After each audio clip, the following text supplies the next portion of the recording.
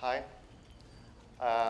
So I'm Roy, and I'm going to talk about how we test Scylla, or how Glober called it cry in the dojo, left in the battlefield.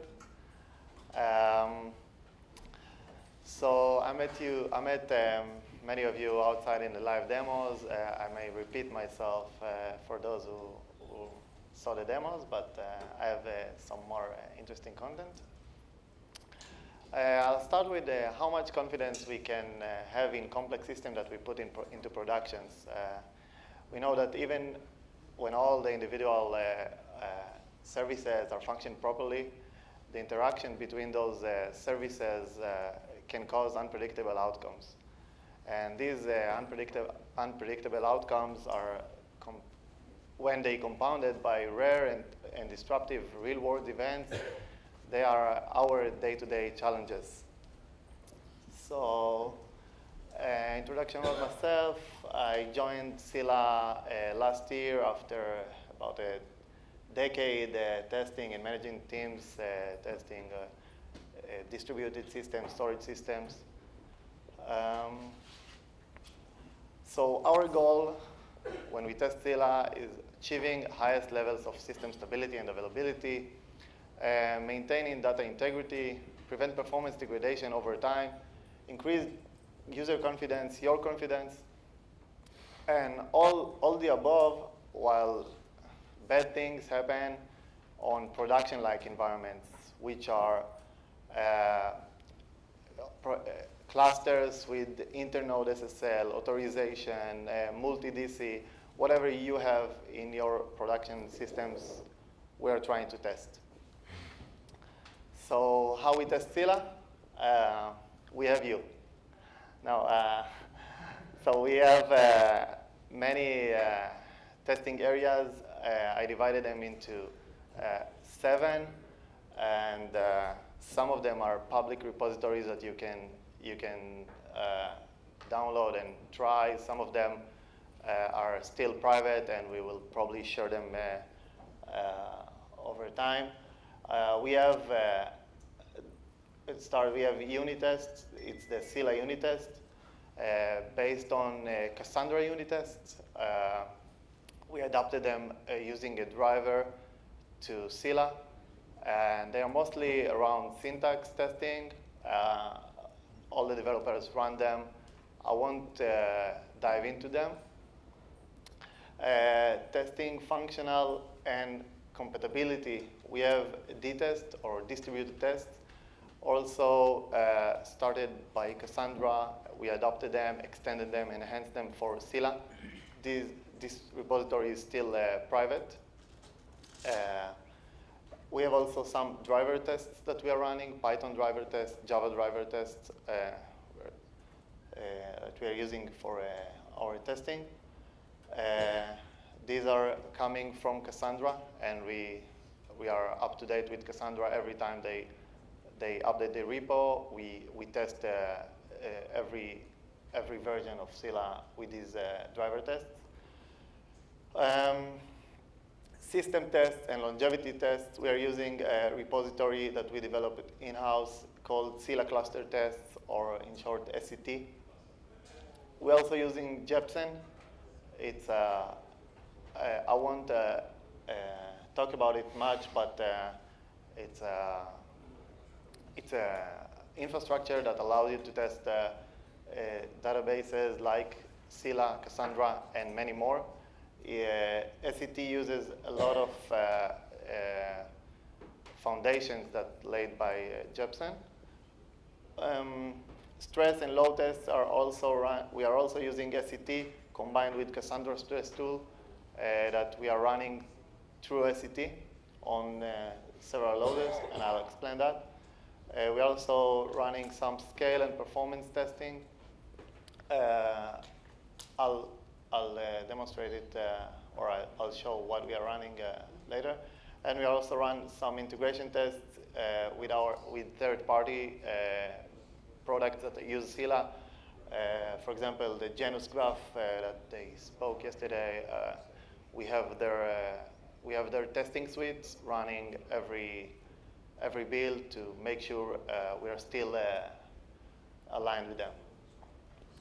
We have also testing for Titan in Spark, and some of this is still in development. Thank you so much. So starting with distributed tests, or what we call dtest.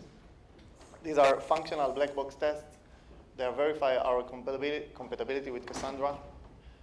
We enhance it a little bit more, and we testing more things that Cassandra developers didn't thought they need to be tested maybe. We also, bugs that we find, issues that you report, we add dtests for them. So we will catch these as regressions. So we don't want to have the same bug twice. So almost every issue we have has a dtest for it. And around 10% of the reported issues reference a dtest, whether it's detected by the issue or reproduced by the dtest. And we are running about 675 tests on the regular regression suite that runs on master. SCT, which will be the main content for this session. So SCT is an automation library and test collection for Scylla and Cassandra, by the way. We can deploy Scylla cluster, Cassandra cluster. We can deploy them both and run comparison on the tests. You can use it. It's a public repository. You can download it, and the help there introduce how to use it. It supports multiple backends, currently AWS, GCE, OpenStack, and libvirt. I got a question on the demo if we can support Docker images. We can do that. I invite you to, if you have suggestions, to open a ticket for that, for these kind of things, and we will add this support. Or someone can file a pull request, and we will review it. The tests that we are, most of the tests that we are using there, they are based on chaos engineering. Chaos engineering principles, it's something that started by Netflix, and the theory behind it is to run Nemesis and experiments over time. They are using that on their production environment. We are using them on our production-like environments for testing. They're experimenting real-world events. So what happened when a node crash, when two nodes crash, things like that. I'll show that how we are using that in the longevity testing. And around 4% of the reported issues on Scylla reference SCT test, which means probably they detected by SCT. So a little bit about SCT longevity testing and what we are showing outside in the demo. We have a cluster. We deploy a cluster defined by cluster n DB nodes. Usually we use between 5 to, actually between 4 to 10, between 4 to 10, yeah. In this demonstration, we have 6 set of loaders, which are the clients. They are running a stress tool, usually Cassandra stress, and a Scylla monitoring server, what you see outside with the Grafana and what Sach talked about it yesterday. This is how it looks like when we deploy a cluster on GCE. You have here 6 DB nodes in the top, 2 loaders, and 1 monitor node. They are automatically deployed and configured and set up. The test flow is, after we deployed the cluster, we have several loaders run. They run the load, which is the Cassandra stress, which run, depend on the test, but mostly write or mixed or counters user profiles that we So some customers are running, for example, we have their schema, and we take the mix of the load that they're running, if it's 70-30, 60-40, gets versus inserts, and we come with their queries and run them in our workloads. So this load runs for hours, days, / weeks, depends on the test we are running. We have short longevity, we have longer longevities. And while this is running, there is a Nemesis out of this list randomly selected according to the interval that you define in the test. And some of the Nemesis are something like disrupt the nodes in the cluster. Some run just standard cluster operations that simulate what users will do, like running cleanup or running major compaction, things like that. So for example, we have here things like refresh, which is loading SS tables into the cluster and running no-tool refresh. It simulates that. Running no-tool major compaction, or things like starting the service, corrupting the data by deleting SS tables on Scylla, crashing Scylla, and running a repair to make sure the node come back to the cluster and the cluster is healthy. Testing things like end of space, what happened when one of the nodes running out of space, if we can recover from that, and making sure that the cluster comes back to a healthy state. How a test look like? So we have the code of the test, which is pretty much simple. The test code is custom time that runs.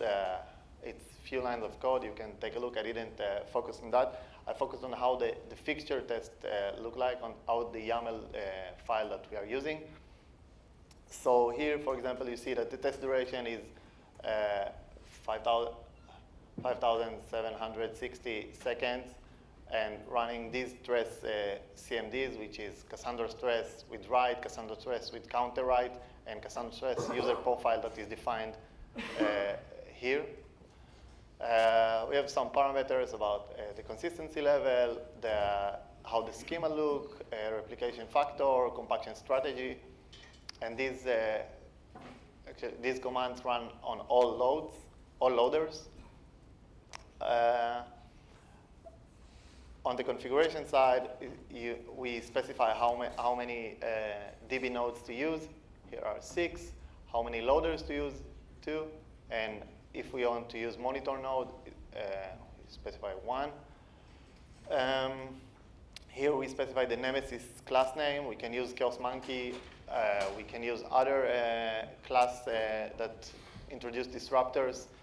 If we don't want Nemesis, we run no op monkey. And this is the Nemesis interval. Every 5 minutes, a Chaos Monkey, a disruptors actually, or Nemesis will start. We can specify the threshold of when the Nemesis will start. Here it's in bytes, so after I think 6 gigabyte, the Nemesis will take action. So we want to populate some data and then to start the Nemesis. There are a few other parameters that you can play with. You can add the experimental true to your Scylla YAML, or a few other parameters. I didn't want to focus on that.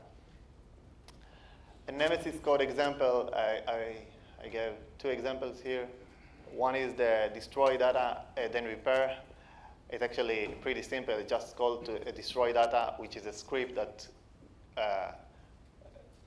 run on the selected target node and deletes several SS tables, not something too complicated, and then run a no-tool repair, which is just the no-tool command.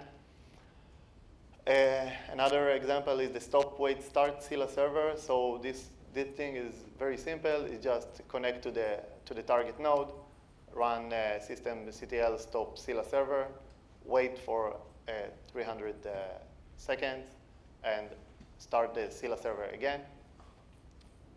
Pretty simple to add Nemesis, to write their code and have them in our Chaos Monkey class. How we test and verify these systems. So this is the hardest part here. So we are doing most of the things automatically, but when we have the issues, we need to dive into it and try to understand what's going on there. So on the automation part, we are making sure that the application load doesn't stop. You can see that also on the monitoring when you still have the total request serve. But we also detect on all the cluster nodes if we have core dumps, if we are getting errors, if you are getting exceptions, if some of the operations that we are running are failing, like the repair, add node, refresh, making sure we are not getting any error from the node tool commands mostly. We also, in somewhat current, at this point, detecting the performance degradation. We have the unexpected, if you bump into unexpected the lower throughput or higher latency spikes or things like that, we will be notified. And we compare the Nemesis execution duration over time. So we have the Nemesis execution statistics are saved into Elasticsearch database that we use in the QA. We use actually all tests throw their statistics into this database, and then we are doing some analysis on this database on live when the test suites are running. Example from the monitoring, how it looks. So how look Nemesis execution correlated on the total request served from the cluster. So each line here is a Nemesis that ran. You see they have different duration because they are different. The long ones are probably the corrupt and repair or corrupt and rebuild, because these are operations that takes time. They can take few minutes, they can take few hours.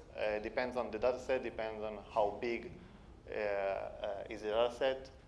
We are testing with small data sets that can be 50 gig, and we are testing with big data sets that can be more than 1 terabyte on per node. This is the same graph, but correlated with the Nemesis correlated with the request rate served per node. So we can see here if one of the node is behaving differently than the others. When you see the line dropped, it means this is the server probably that the Nemesis happened on it. So if it was a stop-start server, or if it was decommissioned, you will see the line drops to 0 and don't come back if it's a decommission. If it's something else, it will show up again. This is the load, the CPU utilization correlated with the Nemesis runs. So we also monitoring that, making sure nothing strange happens. You can see a summary output of a test here. You can see how many times each Nemesis ran and what was the average time of it. So for the small data set test, you can see that when Nemesis run every 5 minutes, we have many Nemesis runs. So we have corrupt, then rebuild run 103 times, decommission 111, and so on. For the one data set, the interval usually is defined higher. In this test, it's 30 minutes, so we had less occurrences of this Nemesis, but still quite a lot. This is what I talk about, the regressions over time. We are trying to detect from the statistics of the Nemesis in the Elasticsearch. So this is a report from Kibana showing the drainer on 2.0 RC4 was took 200 seconds, and in later builds it took more. So we investigate that and try to understand if there was an issue, if there is an issue when you're doing a node-tool drain. This is an example of issue detected by longevity. So the issue is called timeouts and 60% performance degradation during node-tool refresh. So what happened? We ran a Nemesis. It was a refresh Nemesis, and right after that there was a severe performance degradation. You can see that here, and you can see here. These screenshots are taken from the issue report, and you can see here that there were many timeouts here, and we have some unexpected errors. Now we filed this issue. The issue got fixed. Nemesis are running now, and all good. This is an opposite example of an issue that was reported by the community, by a customer actually, an enterprise customer. We found it interesting to add it to our Nemesis regressions. This Nemesis was pretty simple. It's just they are doing alter table, the change in one of their tables. It shouldn't do anything to Scylla, but it did. The issue got fixed in the development, and we added it to Scylla. We had actually two disruptors that doing that. One is just alter table that is adding a comment to the table, and one is alter table that adding a comment and changing the GC grace in seconds, which doesn't affect Scylla actually.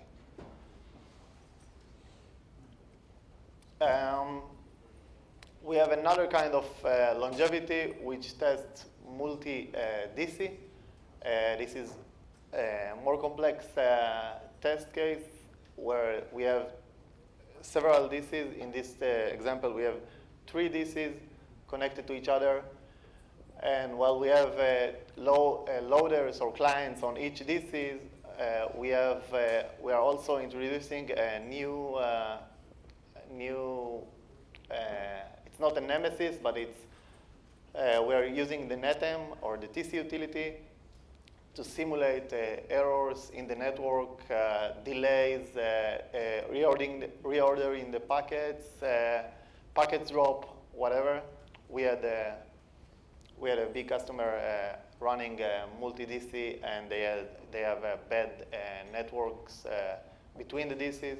So we were trying to simulate their use case and report issues accordingly. So a little bit about performance regression. So the performance regressions are different tests. They are not using Nemesis. We are using some workloads that we have. We have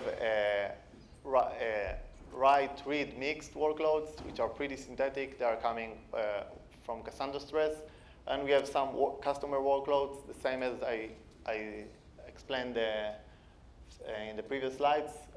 We create user profiles in Cassandra Stress, take the queries that the customer runs, take their schema, and define their workload. We run these workloads it can be several hours, it can be, 60 minutes. Store the results and the ops, the throughput, the latency in our Elasticsearch, and we measure it daily by builds or comparing it to the previous releases. So, for example, we have this is the test write where we compare the total operate by release. We can see that 1.6, 1.66, 1.7, 1.73 all behave almost the same. While we introduced 2.0 RC0, we had severe performance degradation around here. We had few runs. We were sure that this is a performance degradation. We filed the issue. Development, they tried to fix it. It didn't help on 2.0 RC1, but on 2.0 RC2, they fixed it, and then we got higher performance after that. So 2.0 is even better than the rest. We have a few other reports that show that. The same for latency. We saw that the latency behaved pretty much normally on 1.6 and 1.7, and when we introduced 2.0 RC0, it jumped, and it was fixed on 2.0 RC2. Large-scale tests. So we have some big scaling clusters that we are running. One of the demos outside demonstrate 40 to 60 nodes cluster that is going up and down. This one is a test that starts from 100 to 200. This screen captures the 101 scenario. You see like a rainbow here. We also test tens of terabytes data sets, multi-core Scylla nodes. When we have really, really beefy nodes in your clusters, they can have 80 cores sometimes. And when you have many, many SS tables, and it affects your compaction, and you want to test each compaction strategy with these scales.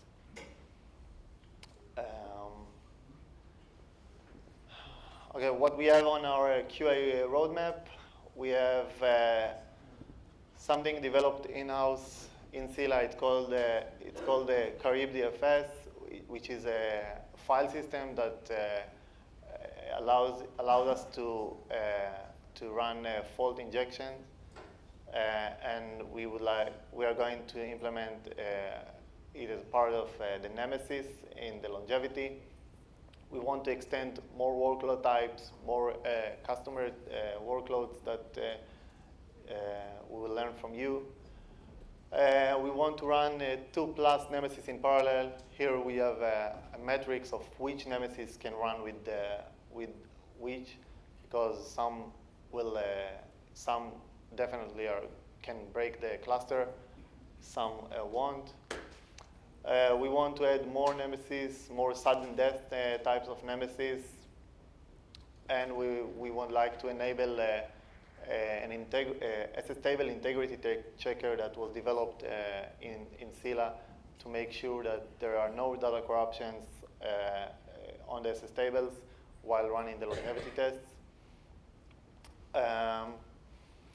For low scale, we would like to reach to extra large clusters, what I call, which are the target that Dor aimed for 1,000 nodes of Scylla. It's going to be expensive. We would like to enhance the load testing to more dimensions, testing cluster when the network are bounded, the disk are bounded, versus what we are doing now, which is only CPU and memory. We would like to, in the performance side, we would like to add more real-world workloads to learn from you. What are your workloads? What do you run? What are your schemas? And to use that to test what is the performance impact per operation. So when you run repair on your workload, what will be the impact when you run major compaction? So it will be per operation. You can understand what will be the degradation in percentage, and to start measuring that on an ongoing basis. Collecting the latency histograms, not only the average and the percentiles, collecting it as a histogram and then doing some research on that. We would like to add the third-party integration like the Spark and Titan to our daily suites. Also the Java and the Golang driver integration that are still in development in the QA to be part of the daily suites. And we are working on improving our tools and infrastructure to enhance the auto-analysis that we have in the that's running on the Elasticsearch, and running the SCT on an existing cluster, which today we cannot. The SCT only start a new cluster, deploy it on the platforms. We would like to add the ability to run it on an existing cluster, so it will let us run some tests on environments that already had something run there. That's it from my side.